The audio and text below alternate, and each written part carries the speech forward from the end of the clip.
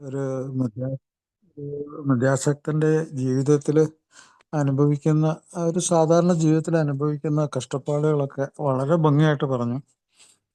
അത് അതിലപ്പുറമൊന്നും ആർക്കും പറയാനുണ്ടാവുമെന്ന് എനിക്ക് തോന്നുന്നില്ല. കാരണം വെച്ചാല് ഇത് തെളിവുകൾ ഇഷ്ടം പോലെ ഉണ്ട്. മദ്യാസക്തി ഒരു വളർന്നു വരുന്ന രോഗമാണെന്നും ഇത് രോഗാവസ്ഥയാണെന്നൊക്കെ ഉള്ളതിന് തെളിവ് ഇഷ്ടം പോലെ ഉണ്ട്.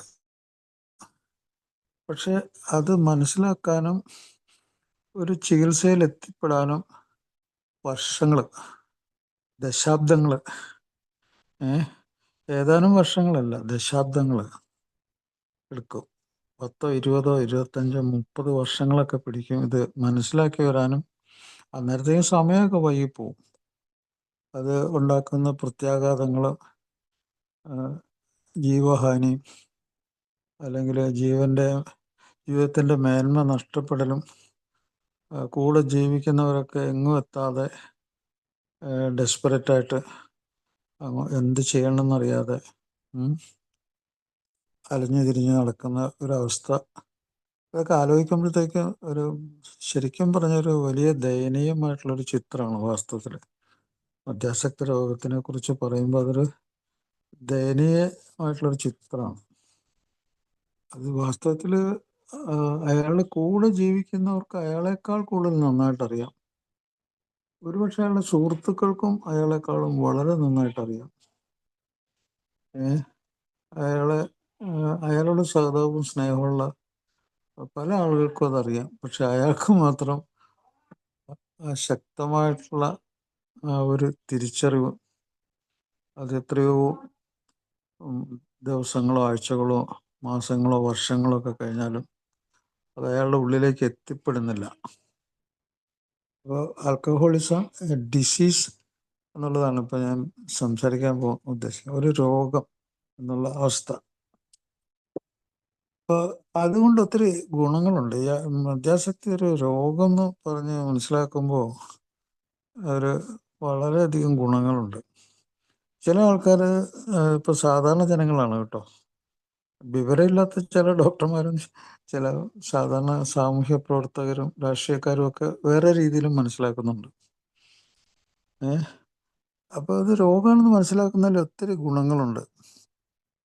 ഒന്ന്, ഈ മദ്യപാന രോഗം എന്നുള്ളത് ഒരു സദാചാരത്തിൻ്റെതിൽ നിന്നും ഒരു രോഗം എന്നുള്ള അവസ്ഥയിലേക്ക് മാറുന്നു. അപ്പോൾ അത് സ്വീകരിക്കാനും രോഗത്തിന് ചികിത്സ വേണമല്ലോ, അത് ചികിത്സിക്കാനും എളുപ്പമായി മാറുന്നു. നേരെ മറിച്ചൊരു സദാചാരം എന്ന് പറയുമ്പോഴത്തേക്ക് അതിൽ നിന്ന് മാറി നിൽക്കാൻ ഭയങ്കര ബുദ്ധിമുട്ടാണ്. ഏറ്റവും കൂടുതൽ മനുഷ്യരെ വേട്ടയാടുന്ന, മനുഷ്യരെ അപമാനിക്കുന്ന സംഗതികളൊക്കെയാണ് ഈ സദാചാരം, മോറൽ ഫെയിലിയർ എന്നൊക്കെ പറയുന്നത്. നമ്മുടെ ആൽക്കഹോളിക്സ് അനോണിമസിൻ്റെ ഏറ്റവും മഹത്തായ ഗുണം എന്താണെന്ന് വെച്ചാൽ അത് ഒരു രോഗം എന്നുള്ള രീതിയിൽ അതിൻ്റെ യാഥാർത്ഥ്യം, അതിൻ്റെ ശാസ്ത്രം, അതിലടങ്ങിയിട്ടുള്ള ഈ സദാചാരത്തെ ഒരു മനുഷ്യത്വം നഷ്ടപ്പെടൽ ആക്കി മാറ്റുന്നു. അപ്പോൾ അത് എല്ലാവർക്കും മനസ്സിലാക്കാൻ എളുപ്പമാണ്. പക്ഷെ ഞാൻ നേരത്തെ പറഞ്ഞില്ലേ, രോഗിക്ക് മാത്രം അത് പിടികിട്ടില്ല. അതാണ് എൻ്റെ ഒരു വൈരുദ്ധ്യം. ഇപ്പോൾ ഒരു മോറൽ സദാചാരം എന്ന് വിളിക്കുന്നു. പിന്നെ ഇപ്പോൾ നീതിന്യായ വകുപ്പ് ഒരു സർക്കാരാണെന്ന് വിചാരിക്കും, അവരുടെ ക്രമസമാധാനം നഷ്ടപ്പെടുന്നു, അവിടെ പ്രശ്നങ്ങളുണ്ടാകുന്നു. അവർക്ക് ചിലപ്പോൾ അതായിരിക്കും ഒരു സ്റ്റേറ്റിനെ സംബന്ധിച്ചത് ക്രമസമാധാനം. ഇതൊക്കെ നമുക്ക് ടി വി വൈകുന്നേരം തുറക്കുമ്പോൾ ഇതൊക്കെ അറിയാൻ പറ്റും. അതുപോലെ കൂടെ ജീവിക്കുന്നവർക്ക് എന്തായിരിക്കും അത്, അയാളുടെ കൂടെ ജീവിക്കുന്നവരുണ്ടല്ലോ, അവരുടെ പ്രശ്നം അതിജീവനത്തിൻ്റെയാണ്. ഓരോ ദിവസം എങ്ങനെ അതിജീവിക്കുന്നു, അഡ്ജസ്റ്റ്മെൻ്റാണ് അവരുടെ പ്രശ്നം.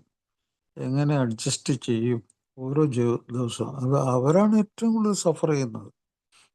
അവർ ഭയങ്കര മാനസിക സംഘർഷങ്ങൾ അനുഭവിക്കുന്നു, വിഷാദം, എങ്ങനെ നേരിടും എന്നുള്ളതിനെ പറ്റിയുള്ള ചിന്തകൾ, അവരുടെ ഫീലിങ്സ്, അവരുടെ ദുഃഖങ്ങൾ, അത് ഭയങ്കരമാണ് കേട്ടോ, അത് ഭീകരമാണ്.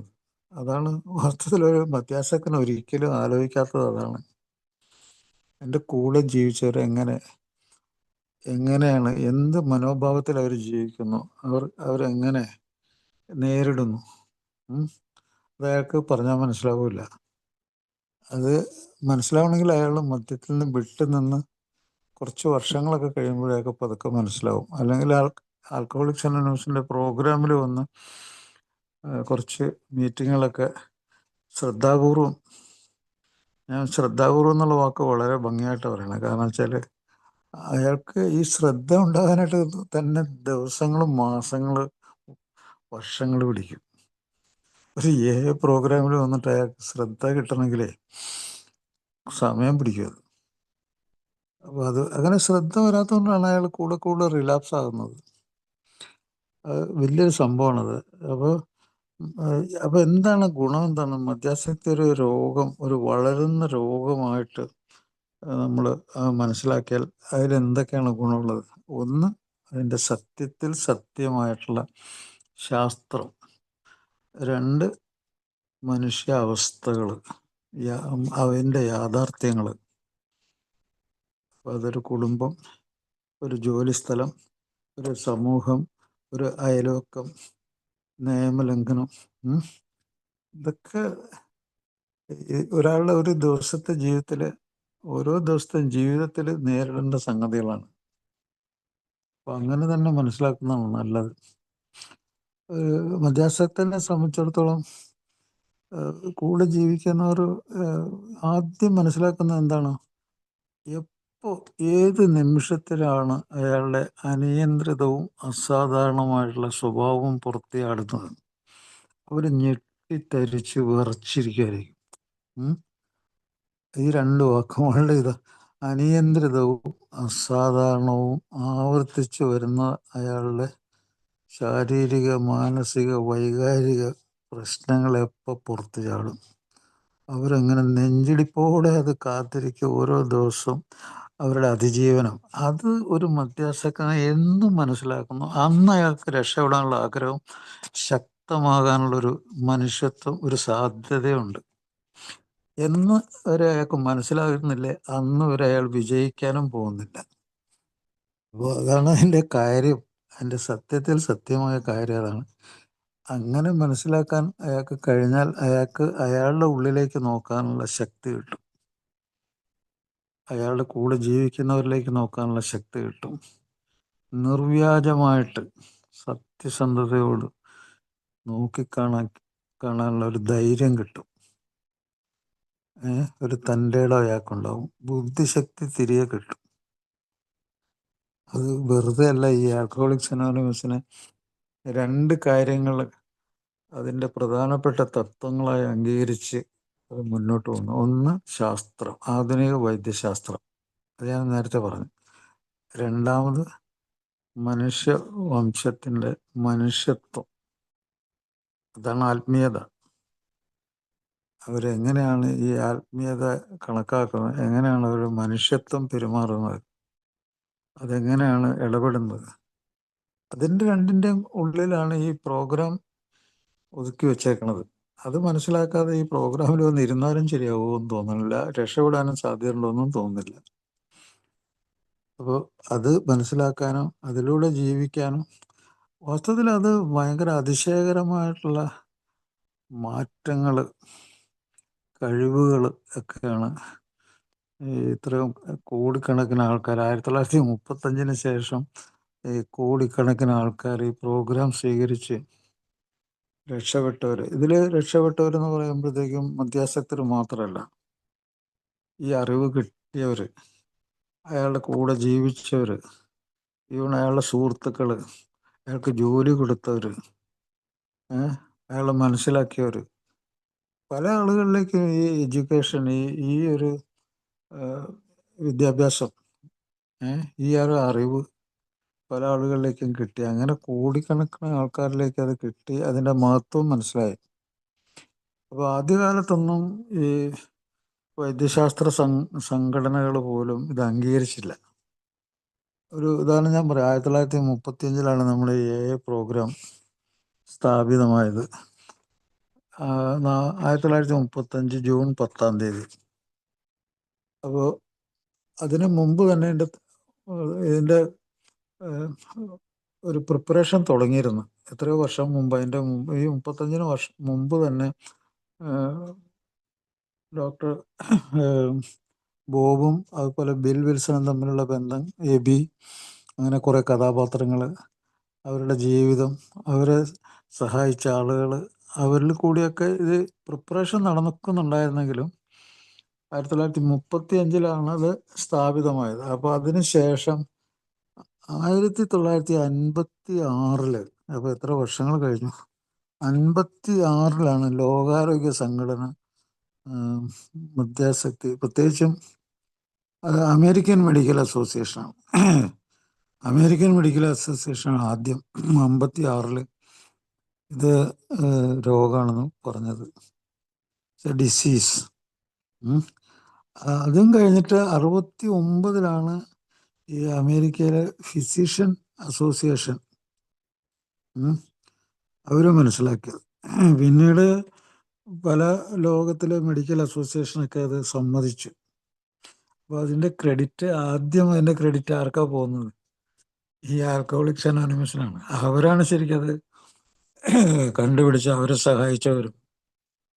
അപ്പോൾ ആ രീതിയിൽ ഇതിൻ്റെ മുൻഗണന ഈ നമ്മളിപ്പോൾ ഇരിക്കുന്ന ഈ പ്രോഗ്രാമിന് തന്നെയാണ്. അപ്പോൾ ഒരു രോഗമാകുമ്പോഴത്തേക്കും ഇപ്പോൾ ഒരു ചോദ്യമുണ്ട്, എന്ത് രോഗമാണെന്ന് ചോദിക്കും. ഇതെന്ത് രോഗമാണ്? ഇതെന്ത് രോഗമാണെന്ന് ചോദിച്ചു കഴിഞ്ഞാൽ ഫസ്റ്റ് ആദ്യമേ തന്നെ ഉത്തരം പറയാവുന്ന ഒരു റീസൺ, ഒരു യുക്തി എന്താണെന്ന് വെച്ചാൽ ഇത് മനസ്സിൻ്റെ രോഗമാണ്. It's A disease of the mind. ഒരു മദ്യാസക്തൻ മദ്യം കഴിക്കുന്ന അയാളുടെ മനസ്സ് പറഞ്ഞിട്ടാണ്, മനസ്സ് തോന്നിപ്പിച്ചിട്ടാണ്,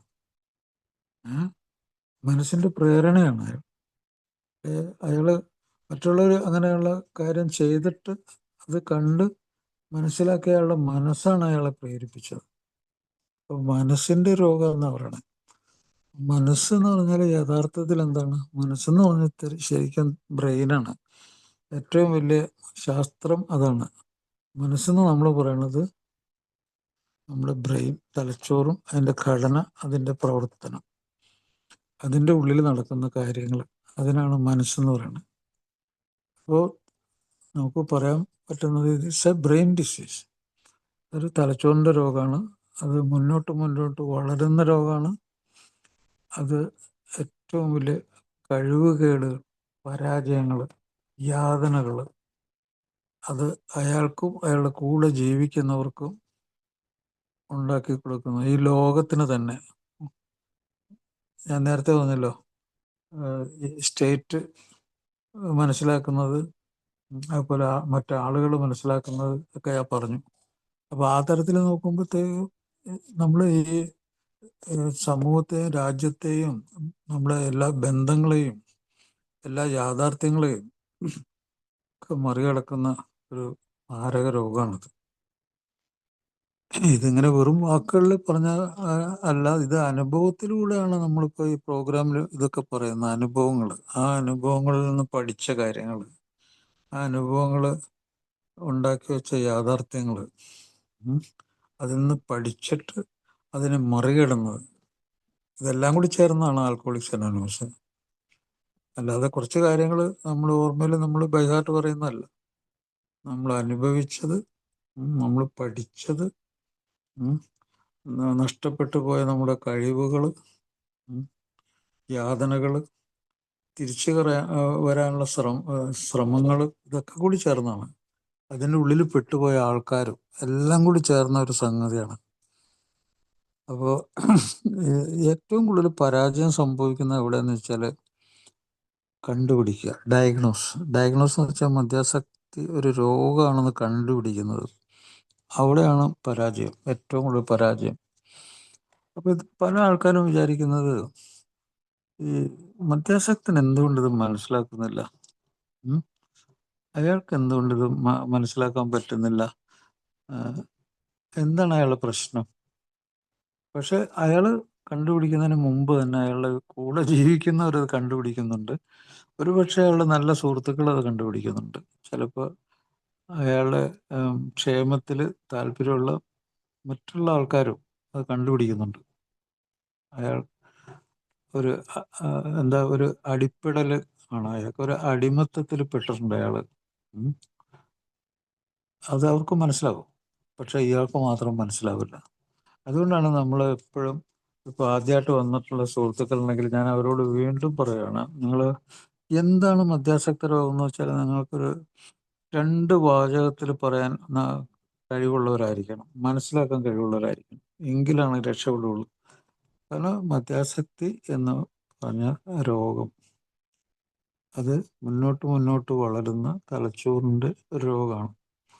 അത് പുറത്തേക്ക് പ്രത്യക്ഷപ്പെടുന്നത് മാനസികമായിട്ടുള്ള അവസ്ഥകളുടെ കുഴപ്പത്തിലൂടെയാണ്. അതെവിടെയാണ് മാനസിക കുഴപ്പം?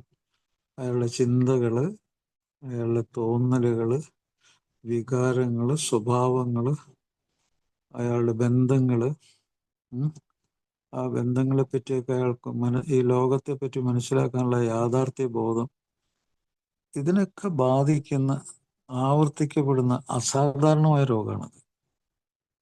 അപ്പോൾ അതിൽ നിന്ന് മനസ്സിലാവുന്നത് എത്ര സീരിയസ് ആണ്. പിന്നെ അതിൻ്റെ പ്രധാന ലക്ഷണങ്ങൾ എപ്പോഴും ഓർത്തിരിക്കണം. ഒരു 4-5 കാര്യങ്ങളുള്ളൂ, അത് മാത്രം ഓർത്തിരുന്നാൽ മതി. ഞാൻ രോഗത്തിൻ്റെ ഉള്ളിലാണെന്ന് തിരിച്ചറിയാൻ ഒരാൾക്കൊരു പ്രശ്നമില്ല. ഒന്ന്, അയാൾ അതിനോടൊരു ആർത്തി, ഒരു ലഹരി വസ്തു ഉപയോഗിക്കുക, അതിനോടൊരു ആർത്തി. അത് മദ്യവും മറ്റു ലഹരിയാകാം, അത് ഉപയോഗിക്കുന്ന മറ്റു ബന്ധപ്പെട്ട സംഗതികളാകാം. അപ്പോൾ ഉദാഹരണം, മദ്യം ഉപയോഗിക്കുന്ന ആൾ സിഗരറ്റ് വലിക്കും, അപ്പോൾ അയാൾ ഡബിൾ അഡിക്ഷനാണുള്ളത്, നിക്കോട്ടിൻ ആൻഡ് ആൽക്കഹോൾ. അപ്പോൾ അത് അയാൾ അതിനോട് ആർത്തി ഉണ്ടാകുക, ഉപയോഗിക്കുന്ന സാധനത്തിനോട് ആർത്തി ഉണ്ടാകുക, ആവർത്തിച്ച് ഉപയോഗിക്കാനുള്ള താല്പര്യം ഉണ്ടാകുക, അത് അസാധാരണമായിട്ടുള്ള ആവർത്തനമാകുക. അതിലൂടെ അയാൾക്ക് എന്ത് പറ്റുന്നു? അത് ചിന്തകൾ, തോന്നലുകൾ, വികാരങ്ങൾ, സ്വഭാവങ്ങൾ, അത് അയാൾക്ക് കുഴപ്പമുണ്ടാക്കുന്നു. അയാൾ അറിയുന്നില്ല, അയാളുടെ കൂടെ ജീവിക്കുന്നവരത് അറിയുന്നു. അതാണ് മദ്യാസക്ത രോഗം. അപ്പോൾ ആർത്തി. രണ്ടാമത്, അയാൾക്ക് അനിയന്ത്രിതവും അസാധാരണമായ സ്വഭാവം ഉണ്ടെന്ന് ഞാൻ നേരത്തെ പറഞ്ഞു, രണ്ടാമത്തെ രോഗലക്ഷണം. മൂന്നാമത്തെ, എപ്പോഴും അയാളുടെ ഉള്ളിൽ നിന്ന് ഇത് ഉപയോഗിക്കാനുള്ള നിർബന്ധം പുറത്ത് ചാടിക്കൊണ്ടിരിക്കും. ഈ പുറത്ത് ചാടുന്നത് അയാളുടെ ചുറ്റുപാടാണ് അയാളെ അതിലേക്ക് കൊണ്ടുപോകുന്നത്. അയാളുടെ സമൂഹം, അയാളുടെ സുഹൃത്തുക്കൾ, അയാൾ പോയിട്ടുള്ള സ്ഥലങ്ങൾ, വസ്തുക്കൾ, ഇടപെട്ടുള്ള വസ്തുക്കൾ ആയിട്ട് ഓർമ്മകൾ, ഇമേജസ് ഒക്കെ അയാളുടെ ബ്രെയിനിലേക്ക് വരും. അപ്പോൾ അങ്ങനെ, അപ്പോൾ ഒന്നാമത് ആർത്തി, രണ്ടാമത് അയാളുടെ കൺട്രോൾ, അനിയന്ത്രിതത്വം, മൂന്നാമത് അയാളുടെ നിർബന്ധം, നാലാമത് വരുന്നത് വരും വരായികളെക്കുറിച്ച് അറിഞ്ഞിട്ടും അത് ആവർത്തിക്കുന്ന സ്വഭാവം. ഇത് മറക്കാൻ പാടില്ല. അയാൾക്ക് മറ്റാരേക്കാളും വരും വരായികൾ അറിയാം മദ്യം കഴിച്ച് എന്ത് വരുമെന്ന്. അതറിഞ്ഞിട്ടാണ് അയാളത് ഉപയോഗിക്കുന്നത്. അവിടെ ഒരു മാനസിക കുഴപ്പമില്ലേ? അങ്ങനെ ആരെങ്കിലും ചെയ്യൂ? ഒരാൾ വരും വരായികൾ അറിഞ്ഞിട്ടും ആ സംഗതിയിലേക്ക് തന്നെ പോയിട്ട് കുഴപ്പമുണ്ടാക്കുക എന്നുള്ളത്, അതൊരു മാനസികമായിട്ട് സമനില തെറ്റുന്ന ഒരാളുടെ പ്രശ്നമല്ലേ? അവിടെ തന്നെ അതിന് ഉത്തരവുണ്ട്. ഒരു മാനസിക രോഗത്തിൻ്റെ ലക്ഷണം അതിൽ തന്നെ ഉണ്ട്. അപ്പോൾ മദ്യാസക്ത രോഗത്തിനെ വിളിക്കുന്നത്, ലോകാരോഗ്യ സംഘടന വിളിക്കുന്നത് ഒരു മാനസിക രോഗവും ഒരു സ്വഭാവ വൈകല്യ രോഗവും എന്നാണ് പറയുന്നത്. It's A mental and behavioural disease എന്ന് പറയുന്നത്. ഇത് രണ്ടും തന്നെ ഒരാൾക്ക് വരാൻ പോകാമെന്ന് അറിയുകയാണെങ്കിൽ അയാൾ അതിൻ്റെ ഉള്ളിലേക്ക് ചാടാൻ ആരും ധൈര്യപ്പെടില്ല. ഇത് ഇങ്ങനത്തെ ഒരു സംഭവം എന്ന് അറിയുകയാണെങ്കിൽ അതിലേക്ക് ചാടാൻ ആർക്കെങ്കിലും ധൈര്യമുണ്ട്. അപ്പോൾ അതുകൊണ്ട് ഓരോ റിലാപ്സും, ഓരോ പുനർപതനവും എന്തിൻ്റെ ലക്ഷണമാണ്? ശക്തമായ ഒരു മാനസിക സമനില തെറ്റലും ഒരു മാനസിക രോഗത്തിൻ്റെ ലക്ഷണമാണ്. പക്ഷെ അത് അംഗീകരിക്കാൻ പല ആൾക്കും പറ്റില്ല. ഒരാൾ മദ്യം കഴിക്കുമ്പോൾ അത് മാനസിക രോഗം എന്ന് പറഞ്ഞാൽ അയാൾ വിശ്വസിക്കുമോ? പക്ഷെ ലോകാരോഗ്യ സംഘടന എഴുതി വെച്ചേക്കണത് അത് മാനസിക രോഗമാണ്, അത് സ്വഭാവ വൈകല്യ രോഗമാണ്.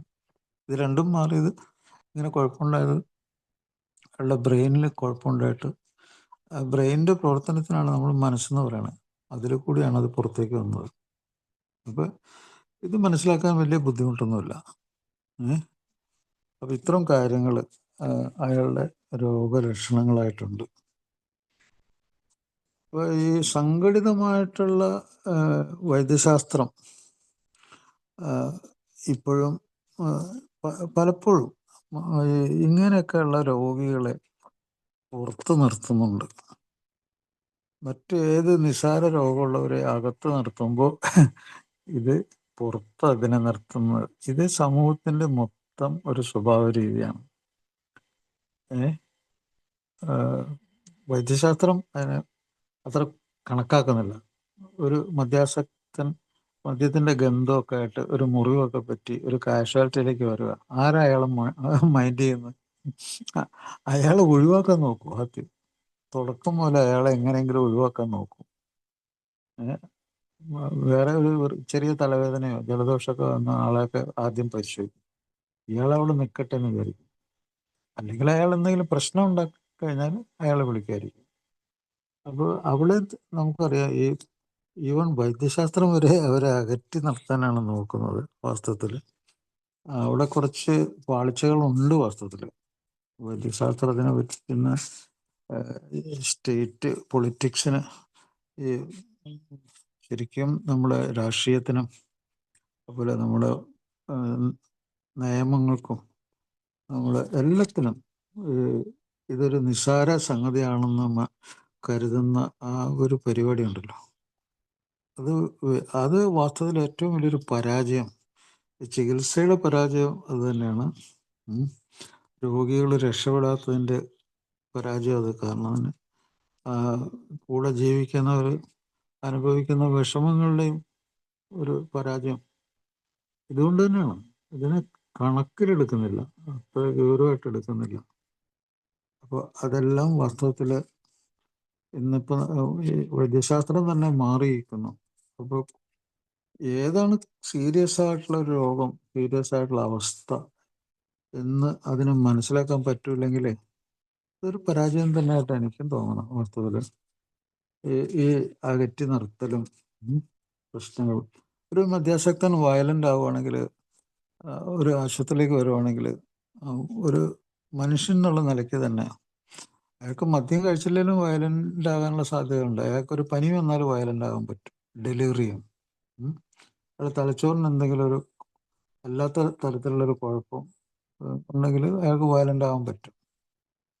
അപ്പോൾ എല്ലാം ഒരേ കരുതലോടെ അവരെ സമീപിച്ചു കഴിഞ്ഞാൽ, ഇപ്പോൾ വയലൻ്റ് ആകുമ്പോഴത്തേക്കും ഒരു പ്രശ്നമുണ്ട്. അയാളുടെ മാത്രം പ്രശ്നമല്ല, അവിടെ കൂടി നിൽക്കുന്ന എല്ലാവരുടെയും കൂടി പ്രശ്നമാണത്. അപ്പോൾ ആദ്യം ശ്രദ്ധിക്കപ്പെടേണ്ട രോഗി അയാളാണ്. ഏറ്റവും ഇമ്പോർട്ടൻ്റ് പേഴ്സൺ അതാണ്. സുഹൃത്തുക്കളെ, ഈ ആൽക്കഹോളിക്സ് അനോണിമസിലെ ഒരു മദ്യാസക്തൻ വന്നു കഴിഞ്ഞാൽ ഈ സമൂഹത്തിൻ്റെ കരുതലിന് നേരെ എതിരാണ് അവിടെ ഒരു മദ്യാസക്തന് കൊടുക്കുന്ന ബഹുമാനം, സ്വീകാര്യത. അത് നിങ്ങളെപ്പോഴും ശ്രദ്ധിച്ചിട്ടുണ്ടായിരിക്കും തോന്നണം. ഇവിടെ ഞാൻ സംസാരിക്കുകയാണെങ്കിലോ, നമ്മുടെ പ്രോഗ്രാമിലെ സുഹൃത്തുക്കളൊക്കെ സംസാരിക്കുകയാണെങ്കിലോ, അവർ എത്ര കരുതലോടുകൂടിയാണ് ആദ്യമായിട്ട് വരുന്ന ആളുകൾ. അതാണ് കറക്റ്റ്. അത് തന്നെയാണ് ശരിയായ കാര്യം. അപ്പോൾ അയാൾക്കത് ഫീൽ ചെയ്യണം. അതുകൊണ്ട് തന്നെ ഒരു മദ്യാസക്തനോട് സമീപിക്കുമ്പോൾ സമീപിക്കുന്ന ആൾ ഒരു വലിയ ഹയർ ലെവലിൽ നിന്ന് ഞാൻ ഭയങ്കര സംഭവം എന്നുള്ള രീതിയിൽ സമീപിക്കുമ്പോൾ അയാളുടെ സമീപനം വേറെ ആയിരിക്കും. കാരണം ഈ രോഗം അങ്ങനെയാണ്. അപ്പോൾ അതുകൊണ്ട് ഈ സമീപനത്തിൽ തന്നെ ഭയങ്കര ഒരു വ്യത്യാസമുണ്ട്. അപ്പോൾ ഈ നിയന്ത്രണം എന്ന് പറയുന്ന വാക്കിനെ പല ആൾക്കാരും തെറ്റിദ്ധരിക്കുന്നത്. അത് ഞാനൊന്ന് എടുത്തു പറയാൻ ആഗ്രഹിക്കുന്നുണ്ട്. എന്താണ് ഒരു മദ്യാസക്ത രോഗിക്ക് നിയന്ത്രണം ഇല്ല എന്ന് പറയുന്നതിൻ്റെ കാരണം എന്താണ്? നിയന്ത്രണം, ഇത് മദ്യത്തിൻ്റെ അളവ് കൂടിയിട്ടുള്ള നിയന്ത്രണത്തെക്കാൾ ഏറെ അയാളുടെ മനസ്സുകൊണ്ട്, അയാളുടെ തലച്ചോറുകൊണ്ട് അയാൾ ഇതിനെ മനസ്സിലാക്കും. അതിൻ്റെ ഉള്ളിലേക്ക് പോകരുത്. അതിപ്പോൾ അയാൾക്ക് വീട്ടിൽ എന്തെങ്കിലും ഒരു അത്യാവശ്യമുണ്ട്, അല്ലെങ്കിൽ ഒരു ഇൻ്റർവ്യൂവിന് പോകണം, അയാളുടെ ജീവിതത്തിലെ പ്രധാനപ്പെട്ട ചില നിമിഷങ്ങൾ നേരിടാൻ മദ്യമില്ലാത്തൊരവസ്ഥ ഉണ്ടാക്കണം എന്ന് അയാളുടെ ഉള്ളിൽ ആഗ്രഹം ഉണ്ടാക്കും. പക്ഷെ അത് നടപ്പിലാക്കാൻ പറ്റുന്നില്ല. അതാണ് അനിയന്ത്രിത്വം. അയാൾക്കത് ഇപ്പോൾ വീട്ടിലൊരു ഗസ്റ്റ് വരുന്നുണ്ട്, അന്ന് എനിക്ക് മദ്യം കഴിക്കാൻ പാടില്ല, അത് അയാൾ അങ്ങനെ ആഗ്രഹിക്കുന്നു, പക്ഷെ അത് നടപ്പിലാക്കാൻ പറ്റുന്നില്ല. ഇങ്ങനെ നടപ്പിലാക്കാൻ പറ്റാത്ത കുറേ കാര്യങ്ങൾ, അത് ചിന്തകളാകാം, തോന്നലുകളൊക്കെ ആയിരിക്കാം, അത് നടപ്പിലാക്കാൻ അയാൾക്ക് കഴിയുന്നില്ല. അതാണ് അനിയന്ത്രിതത്വം. മദ്യം കഴിച്ച് കൂടി കഴിയുമ്പോഴത്തേക്കും നിയന്ത്രണം കിട്ടുമെന്ന് എല്ലാവർക്കും അറിയാവുന്ന കാര്യമാണ്. അപ്പോൾ അനിയന്ത്രിതവും, എൻ്റെ ജീവിതം അനിയന്ത്രിതമായി പോയി എന്ന് പറഞ്ഞ അർത്ഥം എന്തെന്നാ? മദ്യം കഴിക്കുന്ന സമയത്തും കഴിക്കാത്ത സമയത്തും ഒക്കെ തന്നെ ജീവിതം ശരിയായിട്ട് കൊണ്ടു നടക്കാൻ പറ്റാത്ത അവസ്ഥയിൽ, മാനേജ് ചെയ്ത് കൊണ്ടു നടക്കാൻ പറ്റാത്ത അവസ്ഥയായിപ്പോയി എന്നാണ് അതിൻ്റെ അർത്ഥം. അപ്പോൾ അത് നമ്മൾ ഈ പുതുതായിട്ട് വന്ന സുഹൃത്തുക്കളും മനസ്സിലാക്കേണ്ട ഒരു കാര്യമാണ്. അത് മദ്യം കഴിക്കാത്തപ്പോഴും കഴിക്കുമ്പോഴും ഒക്കെ തന്നെ ജീവിതം അസാധാരണവും അനിയന്ത്രിതവുമായി പോകുന്നു. അത് കൊണ്ടു നടക്കാൻ പറ്റാത്ത രീതിയിലാവുന്നു. പിന്നെ ചികിത്സയിൽ ഇരിക്കുമ്പോൾ തന്നെ ഉള്ളൊരു കാര്യം പറയാം. ചികിത്സ എന്താണ്? മദ്യാസക്ത രോഗത്തിൻ്റെ ചികിത്സ എന്താണെന്ന് ഏതൊരാൾക്കും അറിയാം. അത് അയാൾ ഇതിലേക്ക് ചികിത്സിക്കാൻ കടന്നു വരുന്നതിന് മുമ്പ് തന്നെ അയാൾക്ക് അറിയാം അതിൻ്റെ ചികിത്സ. ആർക്കും അറിയാം. അപ്പോൾ എന്താണ് ചികിത്സ? വിട്ടുനിൽക്കൽ, മദ്യം ഒഴിവാക്കുക, വിട്ടുനിൽക്കലാണ്. അബ്സ്റ്റിനൻസ് എന്ന് ഇംഗ്ലീഷിൽ പറയാം. അബ്സ്റ്റിനൻസ്, അതിനെ ഒഴിവാക്കുക. ആ ഒഴിവാക്കി, ആ ആപൽ സാധ്യതകളെ ഒഴിവാക്കി പൊരുത്തപ്പെട്ട് ഓരോ ദിവസവും പൊരുത്തപ്പെട്ട്, അങ്ങനെ പൊരുത്തപ്പെട്ട് മുമ്പോട്ട് പോകുമ്പോൾ അത് യേസ് ആവുകയാണോ നോ ആവുകയാണോ എന്ന് ശ്രദ്ധിക്കുക. അപ്പോൾ ഇയാൾ ഇന്ന് മദ്യത്തിൽ നിന്ന് വിട്ടു നിൽക്കുകയാണ്. അപ്പോൾ ഒരു 3 ആഴ്ചയായി. അയാൾ ആഗ്രഹിക്കുന്നത്, എനിക്ക് വലിയ ആപത്തുള്ള ഈ സാധ്യതകളൊക്കെ അതിനെയൊക്കെ അതിജീവിച്ച് എനിക്ക് മുമ്പോട്ട് പോകണം, വിട്ടു നിൽക്കണം. അങ്ങനെ അയാൾ പൊരുത്തപ്പെടുകയാണ്. മദ്യത്തിൽ നിന്ന് വിട്ട് അയാൾ പൊരുത്തപ്പെടുകയാണ്. വാസ്തവത്തിൽ അയാൾ പൊരുത്തപ്പെടുകയെന്ന് വെച്ചാൽ പല കാര്യങ്ങളുണ്ട്. അയാൾക്ക് ഉള്ളിൽ ആഗ്രഹമുണ്ട്, പക്ഷെ അയാളുടെ കൂടെ ജീവിക്കുന്ന കുടുംബാംഗങ്ങൾ, അയാളുടെ ജോലി സ്ഥലം, അവിടെയൊക്കെ പ്രശ്നങ്ങൾ ഉണ്ടാകാതെ പൊരുത്തപ്പെട്ട് അയാൾ മുമ്പോട്ട് പോവാണ്. പക്ഷെ നേരത്തെ അയാൾ പൊരുത്തപ്പെട്ടിരുന്നത് മദ്യം കഴിച്ചിട്ടായിരുന്നെങ്കിൽ ഇപ്പോൾ കഴിക്കാതെ പൊരുത്തപ്പെടുന്ന ഒരു പുതിയ രീതിയാണ്. ആ രീതി എന്താകുന്നു? അത് യെസ് ഓർ നോ എന്ന് വെച്ചാൽ, യെസ് എന്താണ്? യെസ് എന്ന് പറഞ്ഞാൽ എന്താ? മദ്യം കഴിക്കാതെ മുമ്പോട്ട് പോവുക. അത് അയാൾക്ക് ശരിക്കും ഒരു ക്രിയാത്മകമായിട്ടുള്ള ഒരു മറ്റൊരു അവസ്ഥ, ഒരു ഓൾട്ടർനേറ്റീവ്, അതായത് പതിവിന് വിപരീതമായിട്ടുള്ള നല്ലൊരവസ്ഥ, അത് ജീവിതത്തിൻ്റെ ഒരു അർത്ഥം ഉണ്ടാക്കുന്നു. ആ അർത്ഥം ഉണ്ടാക്കുന്നതിൽ കൂടി അയാൾ വീണ്ടും വിട്ടു നിൽക്കാനായിട്ട് തീരുമാനിക്കുന്നു, മുന്നോട്ട് പോകുന്നു. ഓരോ ദിവസം എന്നുള്ള നിലയ്ക്ക് മുന്നോട്ട് യെസ്. അപ്പോൾ ആ യെസ് കണ്ടിന്യൂ ചെയ്യുന്നിടത്തോളം അയാൾ മുന്നോട്ട് പോകും. നേരെ മറിച്ച് പെട്ടെന്നൊരു ഇടിമിന്നൽ പോലെ എന്തോ ഒന്ന് സംഭവിക്കുന്നു, അവിടെ നോ ആയി മാറുന്നു, അസാധ്യം, കുടിക്കുന്നു. വിട്ടു നിൽക്കൽ എന്നുള്ള ആ പരിപാടി വയലേറ്റ് ചെയ്തു, അതിനെ ലംഘിച്ചു. അപ്പോൾ കൂടുതൽ മദ്യം വിട്ടു നിന്ന് കഴിഞ്ഞാൽ പിന്നെ കൂടുതലാണ്, പഴയതിലും കൂടുതലായിട്ടുള്ള അളവിലും കൂടുതൽ സമയവും മദ്യം കഴിക്കേണ്ട ഒരവസ്ഥ. അപ്പോൾ നോ എന്നുള്ളതിലേക്ക് പോയി. അപ്പോൾ 2 തരത്തിലുള്ള സ്വഭാവമുണ്ട് ഇവിടെ. ഈ 2 തരത്തിലുള്ള സ്വഭാവത്തിൽ എന്താണ് വ്യത്യാസം? ഒന്ന്, ഈ യെസ് എന്ന് പറഞ്ഞു, ഞാൻ ഇനി വിട്ടു നിൽക്കുവാണ്. യെസ്, ഞാൻ സമ്മതിച്ചിരിക്കുന്നു. അവിടെ ഒരു ക്രിയാത്മകമായിട്ട് സ്വയം വിമർശനമുണ്ട്, സ്വയം മനസ്സിലാക്കലുണ്ട്,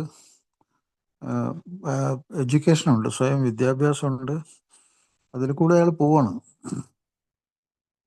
നോ, ഈ ഞാൻ പറഞ്ഞില്ല, ഇടിമിന്നൽ പോലെ പെട്ടെന്ന് നോ വന്ന്, ആ നോ എവിടെ നിന്നും അറിയാതെ പെട്ടെന്ന് വന്നത്.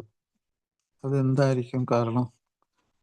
അത് അയാളുടെ ചുറ്റുപാട്, അയാളുടെ ചിന്തകൾ, തോന്നലുകൾ, അയാളുടെ വികാരങ്ങൾ, അത് ആളുകളാകാം, പുതിയ സ്ഥലങ്ങളാകാം, പലതരം വസ്തുക്കളാകാം. അതൊക്കെ പെട്ടെന്ന് അയാളുടെ ഒരു, ഇത് പറഞ്ഞില്ലേ, ഇടിമിന്നൽ പോലെയാണത്. അയാളെ നനച്ചിരിക്കാതെ പെട്ടെന്ന് അയാളിലേക്ക് വന്നങ്ങ് വീണ, അയാൾക്കൊന്നും ചെയ്യാൻ പറ്റുന്നില്ല. അയാൾക്ക് കുടിക്കുകയല്ലാതെ വേറെ ഒന്നും ചെയ്യാൻ പറ്റുന്നില്ല. അപ്പോൾ അവിടെ ഈ വിട്ടുനിൽക്കൽ, അബ്സ്റ്റിനൻസ്, വിട്ടുനിൽക്കൽ എന്നുള്ള ചികിത്സാ രീതി പരാജയപ്പെട്ടു. അതിനാണ് റിലാപ്സ് എന്ന് പറയുന്നത്. അത് പല പ്രാവശ്യം ആ റിലാപ്സ്, ഓരോ റിലാപ്സും ഓരോ മാരകമായിട്ടുള്ള അടിയാണ് തലച്ചോറിന്. തലച്ചോറിനെ സംബന്ധിച്ച് ഒരു മാരകമായിട്ടുള്ള ഒരു പ്രഹരമാണത്. കാരണം ഈ തലച്ചോറിൽ ഇലക്ട്രിക്കൽ വയറിങ്, അവിടെയുള്ള ഈ ന്യൂറോ കെമിക്കൽസ് പറഞ്ഞാൽ ഈ സന്ദേശങ്ങൾ അങ്ങോട്ടും ഇങ്ങോട്ടും എത്തിച്ച് കൊണ്ടുപോകുന്ന ഇലക്ട്രിക്കൽ വയറിങ്, അതിൻ്റെ ഉള്ളിൽ ഒത്തിരി കെമിക്കൽസ് ഉണ്ട്, ന്യൂറോ കെമിക്കൽസ്, ന്യൂറോ ട്രാൻസ്മിറ്റേഴ്സ് എന്നൊക്കെ പറയും. അത് പലതരത്തിലുണ്ട്. പലതരത്തിലുള്ളത് കൊണ്ടാണ് നമുക്ക് പല സ്വഭാവങ്ങൾ വരുന്നത്, പല വികാരങ്ങൾ വരുന്നത്. അല്ലെങ്കിൽ ഒരേ തരത്തിലുള്ളതാണെങ്കിൽ ഒരേ വികാരം ഉണ്ടാവുള്ളൂ.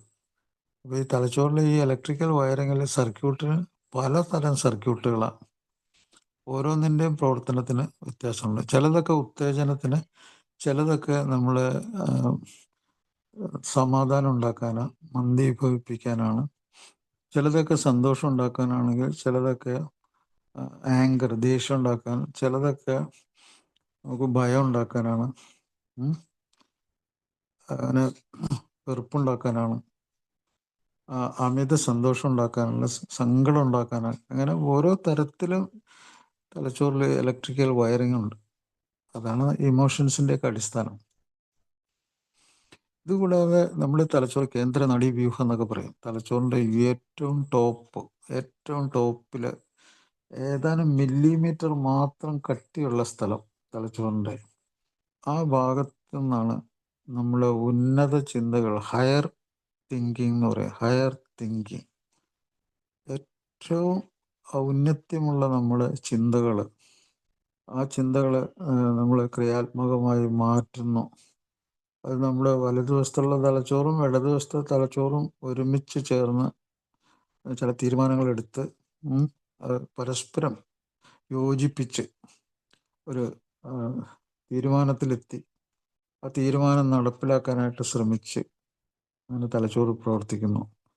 അപ്പോൾ അവിടെ ചില പദ്ധതികൾ ആസൂത്രണമൊക്കെ ചെയ്യാൻ പറ്റും.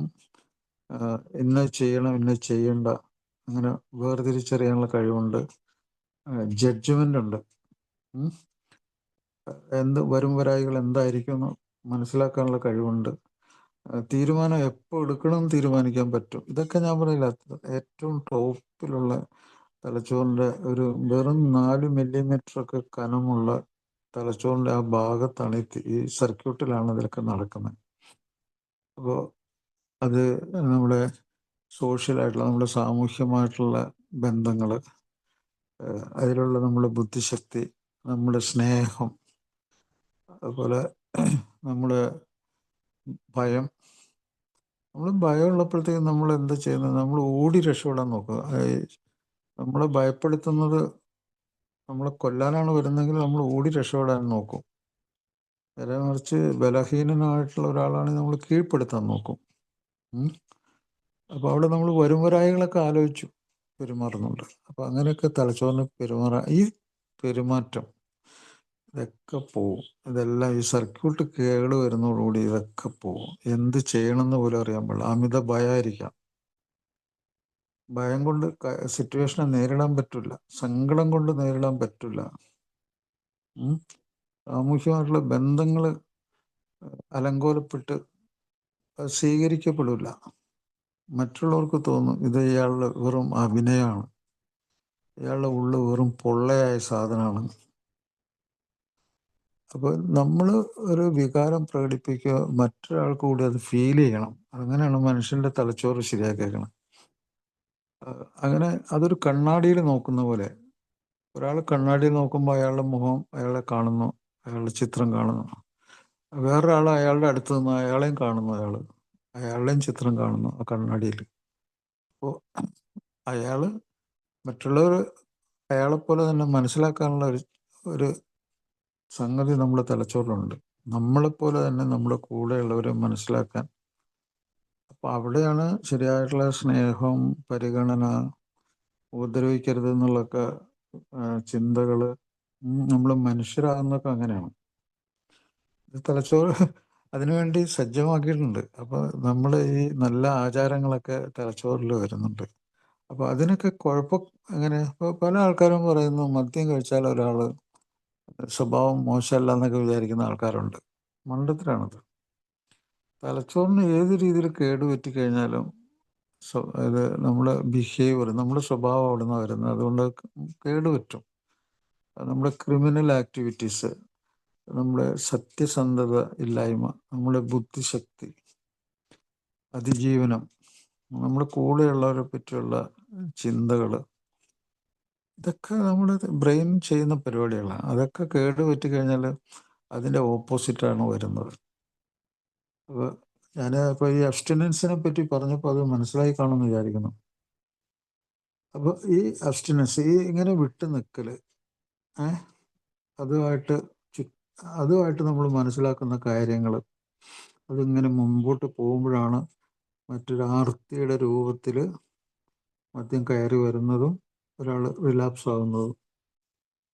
അപ്പോൾ ആ റിലാപ്സിൽ നമുക്ക് രക്ഷപ്പെടുന്നതിന് നമുക്ക് നമ്മൾ ഈ വിട്ടുനിൽക്കലിനെ കൂടുതൽ ഇഷ്ടപ്പെടുന്ന ചില അവസ്ഥകൾ നമുക്ക് വന്നു ചേരണം. അതെന്തൊക്കെയാണ്? ഒന്ന്, നമുക്ക് മാനസികമായിട്ടുള്ള സ്വസ്ഥത വേണം. Peace, mental peace. ചിന്തകൾ എപ്പോഴും നമ്മളിങ്ങനെ അലട്ടിക്കൊണ്ടിരിക്കാൻ പാടില്ല. അതുപോലെ തന്നെ നമുക്ക് ഉറങ്ങണം. അപ്പോൾ നമ്മൾ നല്ല രീതിയിൽ ഭക്ഷണം കഴിക്കാൻ പറ്റണം. അതുപോലെ മദ്യാസക്തന് അതൊക്കെ ചികിത്സയുടെ ഭാഗമാണ്. അതുപോലെ ഈ അനിയന്ത്രിതം അസാധാരണമായിട്ടുള്ള തലച്ചോറിൻ്റെ പ്രവർത്തനത്തിന് തടയിടാനായിട്ടുള്ള മരുന്നുകളുണ്ട്. ഈ മരുന്നുകൾ ഉപയോഗിച്ച് ചികിത്സിക്കുമ്പോൾ ഒരു പകുതിയിലേറെ ആളുകൾക്ക് പെട്ടെന്ന് രക്ഷപ്പെടാൻ പറ്റും. പല ആൾക്കാരും പ്രോഗ്രാമിൽ വന്നിട്ട് ചില പഴമക്കാരൊക്കെ തെറ്റായ ചില അറിവുകളൊക്കെ നമ്മുടെ പ്രോഗ്രാമിൽ വരുന്നവർക്ക് കൊടുക്കുന്നുണ്ട്. മദ്യാസക്ത രോഗം മുന്നോട്ട് പോകുന്ന ഒരു രോഗമാണ്. തലച്ചോറിനെ ബാധിക്കുന്ന ഒരു രോഗമാണ്. മുന്നോട്ട് പോവുകയാണ്. അത് അതിൻ്റെ അടിസ്ഥാനമായിട്ടുള്ള സ്വഭാവം എന്ന് വെച്ചാൽ ഒരു അടിമപ്പെടലാണ്. തലച്ചോറ് അടിമപ്പെടുകയാണ്. അതിനനുസരിച്ച് അടിമപ്പെട്ട് ജീവിക്കുകയാണ്. ഈ അടിമപ്പെട്ട അവസ്ഥയെപ്പറ്റി ഞാൻ ഒരു ഉദാഹരണം ഞാൻ പറയാം. ഇപ്പോൾ ഒരാൾ ഈ അമ്യൂസ്മെൻറ്റ് പാർക്കിൽ പോകുമ്പോൾ, അപ്പോൾ അവിടെയുള്ള ഈ അമ്യൂസ്മെൻറ്റ് പാർക്കിലുള്ള തൊട്ടിലിൽ കറങ്ങാൻ ഇഷ്ടപ്പെടുന്നു. അതൊരു പ്ലഷറാണ്. മദ്യം കഴിച്ച് കഴിഞ്ഞാൽ ഒരു ഹൈ ഉണ്ടാകുന്ന പോലത്തെ ഹൈ ഉണ്ട്, ഒരു ലോ ഉണ്ട്. അപ്പോൾ ആ തൊട്ടിൽ കറങ്ങി മുകളിൽ ചെല്ലുമ്പോൾ ഒരു ഭയങ്കര ഹൈ, ഒരു വല്ലാത്തൊരു അമിതമായ ഒരു ആവേശം ഉണ്ടാവും ആ തൊട്ടിൽ മുകളിൽ ചെല്ലുമ്പോൾ. പിന്നെ അത് താഴ്ന്നു വന്ന് ലോ ആകുമ്പോഴത്തേക്കും എന്തോ ഒരു ഫീലിംഗ് ഉണ്ട്. അങ്ങനെ ഈ ഫീലിംഗ് ഇങ്ങനെ മാറി മാറി വന്നുകൊണ്ടിരിക്കുകയാണല്ലോ. ആ തൊട്ടിൽ ഇങ്ങനെ കറങ്ങിക്കൊണ്ടിരിക്കുകയാണ്. അപ്പോൾ ഒരാളതിൽ കയറിയിരിക്കുകയാണ്. അപ്പോൾ ഹൈ മുകളിൽ നിൽക്കുന്ന സമയത്ത് അയാൾക്ക് ഹൈ ഫീൽ ചെയ്യുക. അപ്പോൾ മദ്യം കഴിച്ച ഒരാൾക്ക് ഒരു ഹൈ ഫീൽ ചെയ്യുന്നുണ്ടെങ്കിൽ അത് അങ്ങനെ ആ മുകളിലവിടെ അയാൾക്കത് തോന്നുവാണ്. പിന്നെ അത് താഴേക്ക് വരുവാണ്. ആ തൊട്ടിൽ താഴേക്ക് വരുമ്പോൾ നമ്മുടെ ശരീരമാണെന്ന് സങ്കല്പിക്കുക. അപ്പോൾ ആ ശരീരത്തിലെ മദ്യത്തിൻ്റെ അളവ് കുറഞ്ഞു വരും. ഇങ്ങ് താഴെ വരുമ്പോഴത്തേക്ക് ഒരു പ്രത്യേക അവസ്ഥയിലായിരിക്കും, പറഞ്ഞല്ലോ. അപ്പോൾ ഇങ്ങനെ ഈ മദ്യത്തിൻ്റെ അളവ് കുറഞ്ഞു പോയി കഴിഞ്ഞാൽ ഈ മദ്യത്തിൻ്റെ ഉള്ളിൽ പ്രവർത്തിച്ചുകൊണ്ടിരിക്കുന്ന ഈ ബ്രെയിനിന് ശരിക്കും പ്രവർത്തിക്കാൻ പറ്റാതാവും. അതിൻ്റെ സർക്യൂട്ടിനൊക്കെ കുഴപ്പം പറ്റും. അത് അസാധാരണമായിട്ടുള്ള ചില പ്രവൃത്തികളൊക്കെ ചെയ്യും. ചിലപ്പോൾ അത് വയലൻ്റ് ആവും, ചിലപ്പോൾ അതിൻ്റെ ശരീരം തന്നെ അതിന് നിലനിർത്തി പോകാൻ ബുദ്ധിമുട്ട് തോന്നും. ചിലപ്പോൾ ഡെലീറിയം, മതിവിഭ്രമം വരും, ബോധത്തിന് വ്യത്യാസം വരും, കൈയൊക്കെ വിറയ്ക്കാൻ തുടങ്ങും. ശരിക്കും സ്റ്റഡി ആയിട്ട് ബാലൻസ്ഡായിട്ട് ഇരിക്കാൻ പറ്റില്ല, ചിന്തിക്കാൻ പറ്റില്ല, നിക്കക്കള്ളി ഇല്ലാതാവും. അപ്പോൾ ആ അവസ്ഥ വരുമ്പോഴത്തേക്കും ഈ മദ്യത്തിന് അടിപ്പെട്ടെന്നുള്ളതിൻ്റെ ഉറപ്പെന്താണ്? കുറച്ച് മദ്യം കൊടുത്താൽ അതങ്ങ് മാറും. ശരീരം അങ്ങനത്തെ ഒരു അവസ്ഥയിലേക്കാവും മദ്യം കൊടുത്താൽ സ്റ്റഡിയായി. അപ്പോൾ മദ്യം കഴിക്കുമ്പോൾ സ്റ്റഡി ആവുക, കുറഞ്ഞു പോകുമ്പോൾ അങ്കലാപ്പിലാവുകയും ചെയ്യുന്ന ഒരവസ്ഥ, അതാണ് വിഡ്രോവൽ എന്ന് പറയും. അത് ശാരീരികമാണ്, മാനസികമായിട്ടുള്ള വിഭ്രാന്തി ഉണ്ടാക്കിയിട്ട് ഭ്രാന്തിൻ്റെ അവസ്ഥയിൽ പോകും. അയാൾ മായ കാഴ്ചകളൊക്കെ കാണും, തെറ്റായ ചിന്തകൾ വരും, അവൻ എന്നെ കൊല്ലാൻ വരണം തോന്നും, മറ്റൊരാളെ കൊല്ലണം തോന്നും, അല്ലെങ്കിൽ മരിക്കണം തോന്നും. അത് വളരെ തീവ്രമായ ഒരവസ്ഥയാണ് ഈ പിന്മാറ്റ ലക്ഷണം. അതിലുണ്ടാകുന്ന എല്ലാ വികാരങ്ങളും, എല്ലാ സ്വഭാവങ്ങളും വയലൻ്റ്, പെട്ടെന്ന് മരണത്തിലേക്ക് പോകുന്ന ഒരവസ്ഥയാണത്. അപ്പോൾ മദ്യാസക്ത രോഗം പെട്ടെന്നും ലോങ് ടേം ആയിട്ടും ദീർഘകാലമായിട്ടും അയാൾക്കും അയാളുടെ കൂടെ ഉള്ളവർക്കും ഉപദ്രവങ്ങൾ ഉണ്ടാക്കുന്ന ഒരു സൂക്കേട് തന്നെയാണ്. ഏത് നിമിഷവും മരണം ഉണ്ടാകാം, ഏത് നിമിഷവും വയലൻസ് ഉണ്ടാകാം. അത് അയാൾക്കും അയാളുടെ കൂടെയുള്ളവർക്കും അങ്ങനെ ഉണ്ടാകാം. അപ്പോൾ ഒരു ഹൈ റിസ്കിലാണ് അവർ ജീവിക്കുന്നത്, അയാളും അയാളുടെ കൂടെയുള്ളവരും. അപ്പോൾ ഇയാളിങ്ങനെ കറങ്ങിക്കൊണ്ടിരിക്കുകയെന്നില്ല. ഇതൊരു തൊട്ടിലാണെന്ന് വിചാരിക്കുക അയാളുടെ ശരീരം. അപ്പോൾ കുറേ കഴിയുമ്പോൾ അയാളൊരു ശരീരമുള്ള ഒരാളാണ്, ഒരു സാധാരണ ശരീരമുള്ള ഒരാളാണ്. അയാൾക്ക് മദ്യം കിട്ടാതാവും. ആ തൊട്ടിലല്ലേ ഇരിക്കുന്ന അയാളിങ്ങനെ കറങ്ങിക്കൊണ്ടിരിക്കുകയാണ്. എന്തു പറ്റും? അയാൾക്ക് സാധാരണ ജീവിതത്തിൽ അനുഭവപ്പെടുന്ന സംഗതികളൊന്നും നിറവേറ്റപ്പെടാൻ പറ്റാതെ അയാൾ ഇങ്ങനെ ഒരു ആനന്ദമാർഗം അന്വേഷിച്ച് ഇങ്ങനെ കറങ്ങിക്കൊണ്ടിരിക്കുകയാണ്. വരും വരായികൾ നിലത്തിറങ്ങിയാലേ അയാൾക്ക് കക്കൂസിൽ പോകാനും മൂത്രമൊഴിക്കാനും ഭക്ഷണം കഴിക്കാനും പറ്റണമെങ്കിൽ അയാൾക്ക് നിലത്തിറങ്ങണ്ടേ. അയാളിങ്ങനെ ഒരു ഇമേജിൻ്റെ ഉള്ളിൽ, ഒരു സങ്കല്പ ലോകത്തിൽ ഇങ്ങനെ കറങ്ങിക്കൊണ്ടിരിക്കുകയാണ്. കാരണം അയാളുടെ തലച്ചോറ് അബ്നോർമലാണ്. അപ്പോൾ അവിടെ നിന്നും അയാളെ നോർമൽ അവസ്ഥയിലേക്ക് ആ മെഷീൻ ഓഫാക്കണം. മെഷീൻ ഓഫാക്കിയാലേ അയാൾക്ക് താഴെ ഇറങ്ങാൻ പറ്റുള്ളൂ. താഴെ ഇറങ്ങിയിട്ട് സാധാരണ ജീവിതത്തിലേക്ക് തിരിച്ചു വരാം. അതാണ് അബ്സ്റ്റിനൻസ്, വിട്ടുനിൽക്കൽ. അതാണ് ആ വിട്ടുനിൽക്കൽ കൂടി അയാൾ മുമ്പോട്ട് പോകാൻ പറ്റുള്ളൂ. പിന്നെ അയാൾ ചെറിയ കുട്ടിയെ പോലെ വാശി പിടിക്കുകയാണ്, എനിക്ക് ഇനിയും കറങ്ങണം. ശരിയാവില്ല അവിടെ. അപ്പോൾ ഇങ്ങനത്തെ ഒരു തൊട്ടിലാട്ടം, അതിൽ നിന്നും അയാൾ മോചിതനാകാനുള്ള ഒരു ബുദ്ധിശക്തി അയാൾക്ക് ഉണ്ടാക്കിയെടുക്കണം. തന്നെയല്ല, ഇയാൾ ഇങ്ങനെ കറങ്ങിക്കൊണ്ടിരിക്കുന്ന സമയത്ത് ഈ മദ്യവും അയാളുടെ ഉള്ളിൽ കൂടി, രക്തത്തിൽ കൂടി വിവിധ അവയവങ്ങളിൽ കറങ്ങുന്നുണ്ട്. ഈ കറങ്ങിയിട്ട് മദ്യം കയറി ഇറങ്ങി പോകുന്ന എല്ലാ അവയവത്തിലും രോഗങ്ങൾ ഉണ്ടാക്കാനുള്ള കഴിവുണ്ട്. അപ്പോൾ ഈ ഹയർ ബ്രെയിൻ, ചിന്തകൾ, തോന്നലുകൾ, വികാരങ്ങൾ, സ്വഭാവങ്ങളല്ലാതെ ഹയർ ബ്രെയിൻ കൂടാതെ മറ്റു പല സ്ഥലങ്ങളിലും ബ്രെയിനിന് ഡാമേജ് വരും ഇയാൾക്ക്. ഇപ്പോൾ ഈ സെറിബെല്ലം എന്ന് പറഞ്ഞൊരു സാധനമുണ്ട്. സെറിബെല്ലം, ഈ കേന്ദ്ര നാഡീവ്യൂഹത്തിൽ ഈ സെറിബെല്ലാണ്. ഇപ്പം നിങ്ങൾ കൈ നിവർത്തിയിട്ട് കണ്ണടച്ച് നിങ്ങൾക്ക് മൂക്കിൻ്റെ അറ്റത്ത് വളരെ സുഖമായിട്ട് തൊടാൻ പറ്റും. ഒരു മദ്യാസക്തന് അത് സാധിക്കില്ല. മദ്യത്തിൻ്റെ ഉള്ളിൽ അയാൾക്ക് തീരെ തൊടാൻ പറ്റില്ല. ഈ സെറിബെല്ലത്തിന് അത് ഡീജനറേഷൻ, അത് ദ്രവിച്ചു തുടങ്ങിക്കഴിഞ്ഞാൽ അയാളുടെ നടത്തം തന്നെ അപകടത്തിലാവും. ഒന്നിലും അയാൾക്ക് കോർഡിനേഷൻ, ഒരു സുസംഘടിതമായിട്ടുള്ളൊരു ചലനം ഉണ്ടാവില്ല. ബാലൻസ് തെറ്റിപ്പോവും, കംപ്ലീറ്റ് ബാലൻസ് ഇല്ലാതാവും. അതുപോലെ തന്നെ അയാളുടെ കാലിൻ്റെയൊക്കെ ഞരമ്പുകൾ നിലത്ത് സ്പർശിച്ചാൽ സ്പർശനം അറിയില്ല. അതുപോലെ തന്നെ നമുക്ക് പുറത്തേക്ക് പല വിഷമങ്ങളും നമ്മൾ അറിയാതിരിക്കാൻ നമ്മുടെ തലച്ചോറ് പ്രവർത്തിക്കുന്നുണ്ട്. ഇപ്പം നമ്മുടെ BP കൂടുന്നുണ്ട്, അത് നമ്മൾ ചിലപ്പോൾ അറിയില്ല. പക്ഷെ മദ്യാസക്തൻ്റെ ഉള്ളിലെ ഈ തലച്ചോറിൽ ഈ ഓട്ടോമാറ്റിക് കൺട്രോളുള്ള സ്ഥലം, അവിടുത്തെ ഞരമ്പുകളൊക്കെ കുഴപ്പത്തിലാവും. അപ്പോൾ കുഴപ്പത്തിലാകുമ്പോഴത്തേക്ക് ഇയാളുടെ BP ഒക്കെ കൂടിക്കഴിഞ്ഞാലുള്ള പ്രത്യാഘാതങ്ങളൊന്നും നമ്മൾ അറിയില്ല. അതുകൊണ്ടാണ് ഈ പിന്മാറ്റ ലക്ഷണത്തിൽ ഡി അഡിക്ഷൻ സെൻ്ററിൽ വന്ന് കയറുന്ന ആളുണ്ടല്ലോ, അയാൾ BP വളരെ കൂടുതലാണെങ്കിൽ അയാൾ അതുകൊണ്ട് മരിച്ചു പോകാം. അയാൾ BP കൂടിയിട്ട് സ്ട്രോക്ക് വന്നിട്ട് തലച്ചോറിന് കുഴപ്പം പറ്റി അയാൾ മരിക്കാം. ഹാർട്ടിൻ്റെ മിടിപ്പ് കൂടിയിട്ട് ഹാർട്ട് പമ്പിങ് അസാധ്യമായിട്ട്, അല്ലെങ്കിൽ പമ്പിങ് റെഗുലർ അല്ലാതായിട്ട് മരിച്ചു പോകാം. ഇതൊക്കെ നടക്കുന്നുണ്ട് അതിൻ്റെ ഉള്ളിൽ. ഇതൊന്നും നമ്മളെ അറിയിക്കാറില്ല നമ്മുടെ ശരീരം. എന്താണ് ശരീരത്തെ അറിയിക്കാതെ, നമ്മൾ ഉപദ്രവം ഉണ്ടാക്കാതെ കൺട്രോൾ ചെയ്യാനുള്ള ഒരു ഭാഗം തലച്ചോറിലുണ്ട്.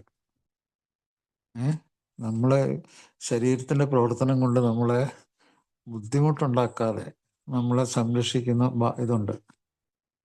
അതിനൊക്കെ കുഴപ്പം പറ്റും. അപ്പോൾ നമ്മൾ എന്തുകൊണ്ടാണ് നമ്മൾ തലച്ചോറിൻ്റെ മുകളിൽ നമുക്ക് കൺട്രോൾ ഉണ്ടാകുന്നത്? എന്താണ്? നമ്മൾക്ക് അങ്ങനെ ശീലിച്ചു. നമ്മൾ ലഹരി ഉപയോഗിക്കുന്നില്ല, നമ്മളങ്ങനെ ശീലിച്ചു.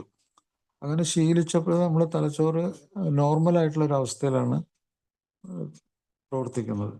അത് എപ്പോഴൊക്കെ അബ്നോർമൽ ആകുന്നുണ്ടോ അപ്പോഴൊക്കെ നമ്മുടെ സ്വഭാവം അനിയന്ത്രിതവും അസാധാരണവുമാകും. ഇത്രയും കാര്യങ്ങൾ ഒരു AI പ്രോഗ്രാമിൽ വരുമ്പോൾ ഒരാൾ അറിഞ്ഞു കഴിഞ്ഞാൽ അയാൾക്ക് തോന്നേണ്ട വികാരം എന്താണ്? എനിക്ക് എങ്ങനെയെങ്കിലും ഈ മാരകമായിട്ടുള്ള രോഗത്തിൽ നിന്ന് രക്ഷപ്പെടണം. ഒരു കാര്യം കൂടി, കേന്ദ്ര നാഡീവ്യൂഹത്തിൽ വരുന്ന മറ്റൊരു രോഗമാണ് ഈ കൊഴ്സാക്കോസ് സൈക്കോസിസ്. കൊഴ്സാക്കോ എന്ന് പറഞ്ഞ ഡോക്ടർ കണ്ടുപിടിച്ചാണ് കൊഴ്സാക്കോസ് സൈക്കോസിസ്. അപ്പോൾ ഭ്രാന്ത് പലതരത്തിൽ വരാം, ഇൻസാനിറ്റി.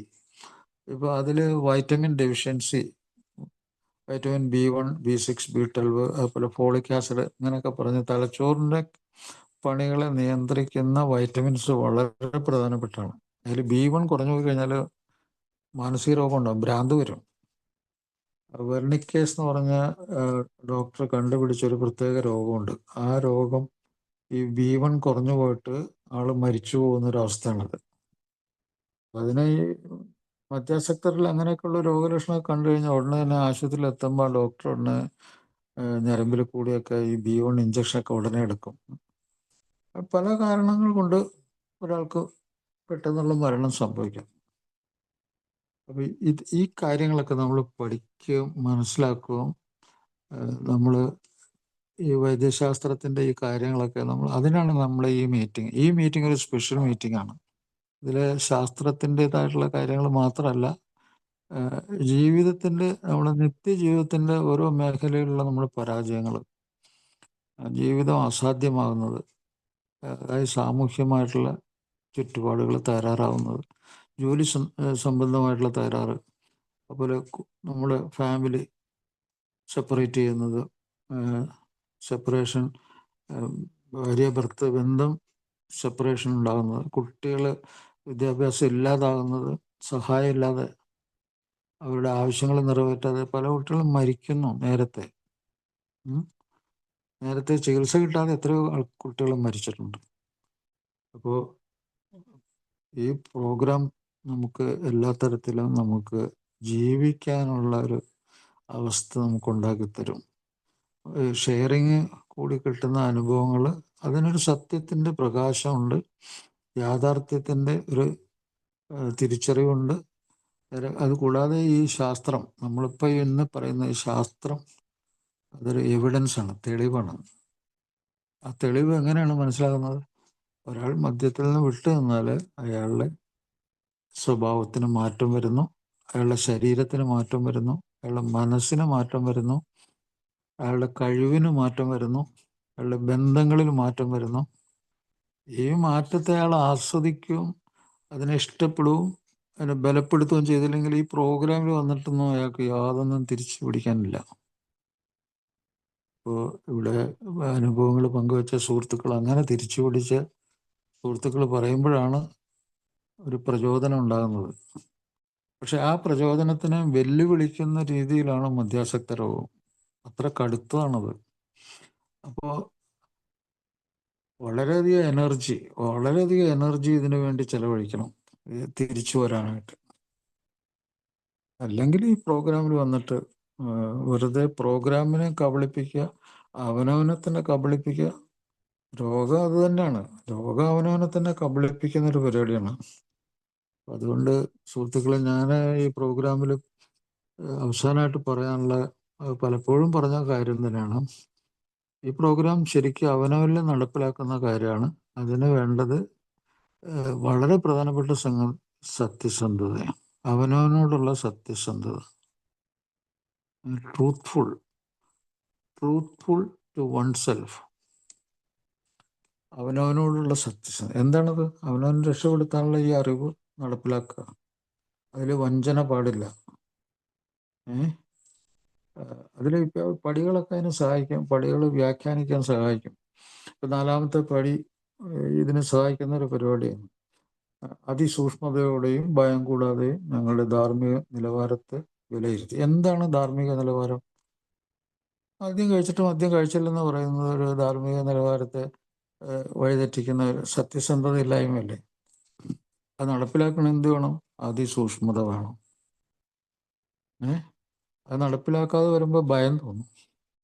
എത്ര ഭംഗിയായിട്ടത് പറഞ്ഞേക്കണം. അതിസൂക്ഷ്മതയോടെയും ഭയം കൂടാതെയും ധാർമ്മിക നിലവാരത്തെ വിലയിരുത്തും. അപ്പോൾ ഇതിൽ വരുന്ന ഒരാൾക്ക് അവനവനോടുള്ള സത്യസന്ധത, എനിക്ക് സത്യസന്ധത. ഇതൊരു സെൽഫിഷ് പ്രോഗ്രാമാണ്. എനിക്ക് വേണ്ടി ഞാൻ നടത്തുന്ന പരിപാടിയാണ്. ഞാനത് മറ്റാരുടെയും പരിപാടി ഞാൻ ഓർക്കുന്നില്ല. ഞാൻ എന്നെ തന്നെ രക്ഷപ്പെടാനായിട്ട് പ്രാഥമികമായിട്ടും ഞാൻ മുന്നിൽ കാണുന്നത് എന്നെ രക്ഷപ്പെടുത്തലാണ്. അതുകൊണ്ട് തന്നെ ഞാൻ ആ കാര്യത്തിൽ സെൽഫിഷാണ്. എന്നെ രക്ഷപ്പെടുത്തലാണ്. മറ്റുള്ളവരൊക്കെ എന്താണെന്നൊന്നും ഞാൻ ഇപ്പോൾ ആലോചിക്കുന്നില്ല. ഞാൻ ആദ്യം രക്ഷപ്പെടുക. വിമാനത്തിൽ യാത്ര ചെയ്യുന്ന ആൾക്കാർ ഒരു ചെറിയ കുട്ടി കൂടെ ഉണ്ടെന്ന് വിചാരിച്ചോളൂ. ആ കുട്ടി കൂടെ ഉള്ളത് കൊണ്ടാണ് ആ കുട്ടി രക്ഷപ്പെടുത്തിയേക്കാന്ന് വിചാരിച്ചാൽ ആ ഓക്സിജൻ്റെ ഇത് തുറക്കാന്ന് വിചാരിച്ചാൽ അത് പമ്പര വിട്ടിട്ടില്ല. കാരണം ഇയാളത് തുറന്ന് വരുമ്പോഴത്തേക്കും ഇയാൾ രക്ഷപ്പെടില്ല. വൈകിപ്പോയാൽ രക്ഷപ്പെടില്ല. ഇയാൾക്ക് കുട്ടിയും രക്ഷപ്പെടുത്താൻ പറ്റില്ല. നേരെ മറിച്ച് അയാൾ ആദ്യം അത് തുറന്നിട്ട് അയാളെ രക്ഷപ്പെടുത്തുക. അപ്പോഴേ അയാൾക്ക് കുട്ടിയെ രക്ഷപ്പെടുത്താൻ പറ്റുള്ളൂ. അപ്പോൾ എന്ത് കാര്യത്തിനും ഈ പ്രോഗ്രാമിൽ നമ്മൾ ആദ്യം നമ്മളെ രക്ഷപ്പെടുത്തണം. അത് വളരെ ഇമ്പോർട്ടൻ്റ് ആണ്. നമ്മൾ രക്ഷപ്പെടണമെങ്കിൽ നമ്മളോടുള്ള ആ സത്യസന്ധത, നമ്മുടെ ബ്രെയിനിന് ഈ റിക്കവറിയിൽ കിട്ടുന്ന ആ വലിയ തിരിച്ചറിവ്, അതെന്താണെന്നറിയോ? നമ്മുടെ ബ്രെയിൻ തന്നെ നമുക്ക് കുറച്ചുകൂടി മെച്ചപ്പെട്ടൊരു ബ്രെയിൻ തിരിച്ചു കിട്ടുവാണ്. നമ്മളെ ഏറ്റവും വലിയ അസറ്റ് നമ്മളെ തലച്ചോറാണ്. അതിന് പണി കിട്ടിക്കഴിഞ്ഞാൽ പിന്നെ ജീവിച്ചിട്ട് വലിയ കാര്യമൊന്നുമില്ല. മാനസിക രോഗിയായിട്ട് ഒരു ആയുസ് മുഴുവൻ ജീവിക്കുക, അല്ലെങ്കിൽ ജയിലിൽ കിടന്ന് ജീവിക്കുക, അല്ലെങ്കിൽ ഒരു ആക്സിഡൻറ്റിൽ ഒരു വശമൊക്കെ തളർന്ന് കിടന്ന് ജീവിക്കാം. അതെന്ത് ജീവിതം? നേരെ മറിച്ച് നമ്മൾ നമ്മളോട് സത്യസന്ധത കാണിക്കുമ്പോൾ നമ്മൾ ശരീരവും നമ്മൾ മനസ്സും രക്ഷപ്പെടുകയാണ്. അതിനുള്ള ആദ്യത്തെ ആ സത്യസന്ധതയിൽ ഇൻ്റലിജൻസ് കൂടി അടങ്ങിയിട്ടുണ്ട്. ഇൻ്റലിജൻസ്, ബുദ്ധിശക്തി അതിലാണ് പ്രവർത്തിക്കുന്നത്. അങ്ങനെ പ്രവർത്തിക്കാത്ത ആരും തന്നെ രക്ഷപ്പെട്ടിട്ടില്ല. വെറും പൊട്ടന്മാരായിട്ട് മാനസിക രോഗികളായിട്ട് ആൾക്കാരെയൊക്കെ ഉപദ്രവിച്ചും ജയിലിൽ കയറി ഇറങ്ങി നടന്നും സ്വന്തം കൂട്ടുകാരനെ കടാരി കൊണ്ട് കുത്തിക്കൊന്നും ഒക്കെ അങ്ങനെ എത്രയോ ദിവസം കേൾക്കുന്ന പരിപാടികളാണ്. അങ്ങനെയൊക്കെ അങ്ങ് ജീവിക്കും. ഇത് വളരെ മഹത്തായ ഒരു പ്രശ്നമാണ്. ഈ രക്ഷപ്പെടൽ ഒരു മഹത്തായ സംഭവമാണ്. അതുപോലെ ഓണസ്റ്റി കഴിഞ്ഞാൽ ഇൻ്റലിജൻസ്, പിന്നെ അതിൽ നിന്ന് കിട്ടുന്ന സമാധാനം, താൽക്കാലികമെങ്കിലും ഒരു പ്രശാന്തമായിട്ടുള്ളൊരു മനസ്സ് തിരിച്ചു കിട്ടും പ്രവർത്തിക്കാൻ. നമ്മൾ ഇപ്പോഴത്തെ അവസ്ഥ രക്ഷപ്പെടുത്തുകയാണ് ബെസ്റ്റ് പോളിസി. ഇപ്പോൾ എനിക്ക് സംഭവിച്ച ഈ കാര്യത്തിൽ നിന്ന് എനിക്ക് രക്ഷപ്പെടാൻ എന്താ വേണ്ടേ? ഒരു സമാധാനമുള്ള മനസ്സ്. പ്രശ്നങ്ങൾ എന്തെങ്കിലും ആയിക്കോട്ടെ, എനിക്കൊരു സമാധാനമുള്ള മനസ്സ്. ആ മനസ്സിന് കൂട്ടുകാരുടെ സഹായം വേണം. ചിലപ്പോൾ നല്ല കൂട്ടുകാരുടെ വീട്ടുകാരുടെ സഹായം വേണം, ഡോക്ടറുടെ സഹായം വേണം, കൗൺസിലറുടെ സഹായം വേണം. അതിനൊന്നും ഒരു ലജ്ജയും ഒരു എന്താ പറയണ ആരും അറിയുമെന്നോ അങ്ങനെയൊന്നും വിചാരിക്കേണ്ട. അതൊക്കെ ഓട്ടോമാറ്റിക്കായിട്ട് നമുക്ക് സഹായം കിട്ടും. അത് സ്വീകരിക്കണം. അങ്ങനെ സോബർ ആയിട്ട് മുന്നോട്ട് പോകുമ്പോൾ ആ 24 മണിക്കൂർ പ്രോഗ്രാം നടപ്പിലാക്കി മുമ്പോട്ട് പോകുമ്പോൾ ഇന്നത്തെ ഒരു ദിവസം എന്നുള്ള ചിന്ത മാത്രം, അതിൽ കൂടെ ശരീരവും മനസ്സും മെച്ചപ്പെടുത്തി നല്ല ഉറക്കം, നല്ല ഭക്ഷണം, നല്ല റിലാക്സേഷൻ, അതൊരു റിപ്പയർ വർക്കായിട്ട് കണക്കാക്കണം. ഒരു ശരീരത്തിനും മനസ്സിനും റിപ്പയറാണ്. അതിൽ കൂടി നമ്മൾ ഒരു പുതിയ ജീവിതം തിരിച്ചു പിടിക്കാൻ പോവാണ്. അങ്ങനെയാണ് നമുക്കൊരു ഉത്തരവാദിത്തമൊക്കെ നമുക്ക് വരുന്നത്. നമ്മുടെ ജീവിതത്തെ ശരിക്കും ഒരു കണ്ണാടിയിൽ എന്ന വണ്ണം നമ്മളെയും മറ്റുള്ളവരെയും നോക്കി കാണാൻ തുടങ്ങുന്ന ആ സമയത്താണ്. അപ്പം അവരുടെ വികാരങ്ങൾ നമുക്ക് മനസ്സിലാവും. നമ്മൾ ആളുകളെ സ്നേഹിക്കാനും ബഹുമാനിക്കാനും തുടങ്ങും. അപ്പം നമ്മളാണ് ഏറ്റവും പ്രാധാന്യമുള്ള ഒരു രക്ഷപ്പെടേണ്ട വ്യക്തി എന്ന് നമുക്ക് എപ്പോഴും ത്രൂ ഔട്ട് ദ ലൈഫ്, ഈ ജീവിതം മുഴുവനും നമുക്കത് മനസ്സിലാക്കേണ്ട ഒരു ആവശ്യമുണ്ട്.